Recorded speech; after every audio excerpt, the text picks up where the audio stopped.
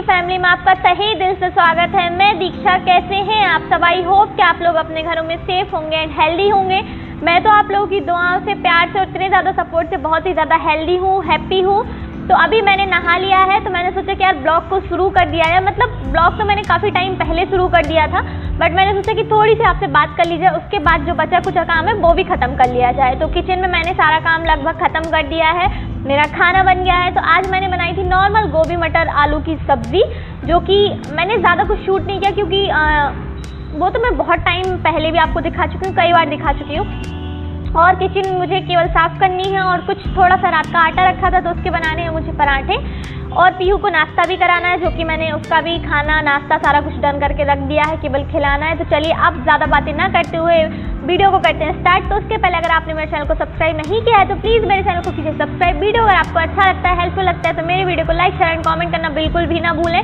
Bell icon भी दबा दें जिससे अपकमिंग वीडियो के नोटिफिकेशन आप तक पहुँचते रहें। और अभी टाइम हो रहा है 10:30, मतलब मेरे हस्बैंड तो चले गए हैं, तो मैंने सोचा कि क्यों ना यार ब्लॉग को शुरू कर दिया जाए, क्योंकि कल तो मैंने कोई भी ब्लॉगिंग नहीं की तो मुझे इतना ज़्यादा अच्छा फील नहीं हो रहा था कल, बट आज मैं ठीक हूँ। तो मैंने सोचा चलिए अब हम पीहू को खिला दें नाश्ता। ये है 8:30 बजे का टाइम और आप देख सकते हैं कितनी तेज़ हवा चल रही थी। मतलब कितनी तेज़ है, आपको पत्तों को देख के समझ में आ रहा होगा, सारे कपड़े। और सुबह भी ना कोहरा कोहरा टाइप का हो रहा है। और ये उसके बाद मैं काजू बादाम को तलने लगी थी घी डाल के, जो कि अगर आप बच्चों को भी अगर सुबह से 2 या 4 काजू उनको दे दें, 2 बादाम दे दें तो और नमक मिला के वो खा लेते हैं। मेरी पीहू खा लेती है। और इसी का मैं पेस्ट बना के भी रख देती हूँ, तो उसको कुछ भी खाना अगर मैं खिला रही हूँ तो उसमें 2 चम्मच डाला और उसको खिला दिया। और मखाने भी क्या होता है कि अगर बच्चे कुछ नहीं खा रहे हैं तो आप उनको 2-4 मखाने डाल के दे दो घी में भून के, तो वो खा लेते हैं। और अपना भी थोड़ा बहुत कभी मन कर रहा है सुबह से कुछ खाने का तो आप भी ये चीज़ खा लें, बहुत ही हेल्दी होता है। तो मैंने इसको पीस पास के सारा कुछ रख दिया है क्योंकि पीहू का मिक्सचर ये ख़त्म हो गया था। उसके बाद मैं यहाँ पे निकालने लगी थी टिफ़िन, जो कि मेरे हस्बैंड रात को थोड़ा सा लेट आए थे तो मैं रात को नहीं धुल पाई थी, तो इसलिए सुबह से मैंने निकाला। अब मैं यहाँ पे बनाने लगी थी गोभी मटर आलू की सब्ज़ी, जैसा कि आप देख सकते हैं। तो यहाँ पे मैंने सबसे पहले डाल दिया था लहसुन, तेल गरम होने के बाद तो लहसुन डाल दिया था मैंने। उसके बाद यहाँ पे मैंने जो भी लंबी लंबी प्याज और मिर्ची काट के रखी थी वो भी डाल दी है। और सब्ज़ी को मैंने अच्छे से धो के रख दिया था। अब देख सकते हैं आप, मैं निथार रही हूँ कि जितना भी उसमें एक्स्ट्रा पानी होगा वो निकल जाएगा। उसके बाद डायरेक्ट ही मैंने डाल दिया था गोभी आलू मटर सारा कुछ, और इसको मैं अच्छे से भूनूंगी। तो देख सकते हैं आप, ये मेरी सब्ज़ी, इसमें मैंने ज़्यादा कुछ मसाले ऐड नहीं किए हैं, बस ऐड किया है नमक मिर्ची और थोड़ी सी धनिया पाउडर। उसके बाद मैं यहाँ पे बनाने लगी थी दूध गर्म करने लगी थी पीहू के लिए। फिर यार छत में सुबह से अगर पीहू उठ जाती ना तो उसको थोड़ा सा लगता है कि यार घूम ले, तो मैं क्या करती हूँ उसको छत में लेके चली जाती हूँ, जिससे वो थोड़ा सा 5 मिनट धूप में रहे। सुबह की धूप बच्चों के लिए बहुत ज़्यादा मोस्ट इंपॉर्टेंट होती है, बच्चों के लिए ही क्या अपने लिए भी बहुत ज़्यादा अच्छी होती है। तो मैं भी चली गई थी। और आप देख सकते हैं मैंने बालों में ऑयल डाला है, सरसों का तेल, क्योंकि मेरे बाल जैसा कि मैंने आपको प्रीवियस वीडियो में बताया था कि बहुत ज़्यादा रूखे और झड़ रहे हैं, तो अब मैंने शुद्ध सरसों का तेल डालना स्टार्ट कर दिया है। तो यहाँ पीहू की मस्ती देखो, बहुत ज़्यादा मस्ती कर रही थी वो। और आज मैं सोच रही थी कि उसको नहला भी दूँ, क्योंकि यार उसने एक दिन पहले ही, मतलब वो आजकल मैं उसको अल्टरनेट डेज में नहलाती हूँ, एक दिन छोड़ के एक दिन, क्योंकि सर्दी सच में बच्चों के हिसाब से बहुत ज़्यादा हो गई है। और ये देखो अब वो कंप्लीट रेडी होके कहीं भी जाती है। अब यहाँ पे मैंने जैसा कि आपको बताया कि मैंने नहा लिया था, पूजा वूजा सारा कुछ कर लिया था। बस नहाने के बाद मुझे क्या होता है कि थोड़ा सा नाश्ता करने का मन करता है। तो यहाँ पे रात का जो आटा रखा था तो मैं उसी के पराठे बना रही थी। तो 2 रोटियों का आटा बचा था तो मैंने सोचा कि 2 पराठे बना के उसको ही खा लूँगी, तो थोड़ा नाश्ता भी हो जाता है। और लंच के टाइम में थोड़ा सा अगर आप सुबह लाइट नाश्ता करते हैं ना तो लंच में थोड़ा सा ज़्यादा खाना खिल जाता है। मेरे साथ तो यही है। तो यहाँ देखो आप, पीहू को बार बार गैस बंद कर रही थी, बार बार चालू कर रही थी। इतनी मस्ती करती है ना, इतनी ज़्यादा मस्ती करती है कि बहुत ज़्यादा। तो यहाँ मैं केवल 2 ही पराठे बना रही थी, जिसमें से थोड़ा बहुत पीहू भी खा लेती, क्योंकि अगर आपके बच्चे खाना नहीं खाते हैं, उनको ज़बरदस्ती बैठा के खिलाना पड़ता है जैसा कि मुझे, तो अब धीरे धीरे ऐसे आदत डाल सकते हैं उनकी, थोड़ा सा एक कुछ खिला दिया तो वो खुद घूम घूम के खाएंगे ना, तो उनको आदत हो जाती है कि हाँ ठीक है चलो 1 चम्मच अगर वो कुछ खा रहे हैं अपने हाथ से तो बहुत अच्छी बात है। और आप जो ब्लू देख रहे हैं वो है प्योरीफायर। तो ये है मेरा नाश्ता। उसके बाद मैंने यहाँ पे कुछ अपनी विदाई की क्लिप डाल दी थी। और ये जो मुझे गोद में लिए है ना, ये है मेरे बड़े मामा, जो कि यार बहुत रोए थे मेरी विदाई में। और ये मेरे हस्बैंड मेरा हाथ पकड़ रहे थे ये सोच के कि उतर ना जाए।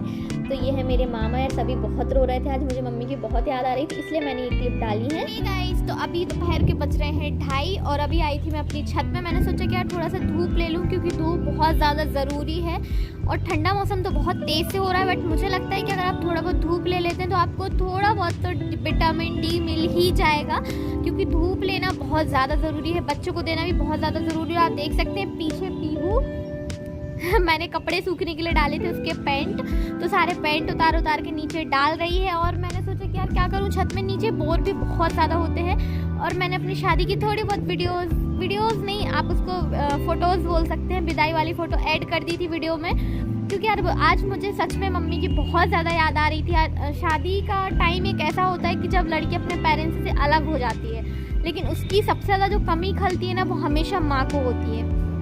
क्योंकि अगर कुछ भी दिक्कत होती है मम्मी को, तो वो अपनी बेटियों को बता देती है, अगर बेटियों को कोई भी परेशानी होती है तो वो अपनी मम्मियों को बता देती हैं। तो मुझे तो ऐसा नहीं लगता है कि मुझे ऐसा लगता है कि शादी के बाद पेरेंट्स का हक बहुत कम हो जाता है और हस्बैंड का हक बहुत ज़्यादा हो जाता है। आई डोंट नो कि आपको ऐसा लगता है कि नहीं लगता है, बट ऐसा नहीं है। जैसे अब मुझे कहीं जाना है तो पहले मैं मम्मी से पूछती थी, बट अब मुझे अपने हस्बैंड से पूछना रहता है। वो कभी मुझे कहीं जाने के लिए मना नहीं करते, मैं बिल्कुल भी ये चीज़ नहीं बोलूँगी। वो भी मुझे बिल्कुल अपने बच्चों के जैसे ट्रीट करते हैं। मतलब ऐसा नहीं है कि हम हस्बैंड वाइफ जैसे रहते हैं, वो मुझे ऐसे ट्रीट करते हैं कि जैसे मैं एक छोटी बच्ची हूँ।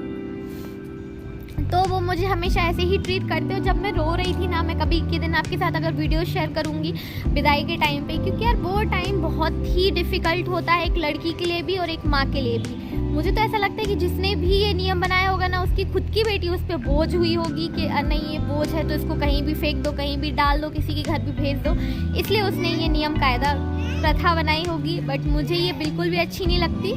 हाँ लग गया, आप खोल लो, आप खोल लो।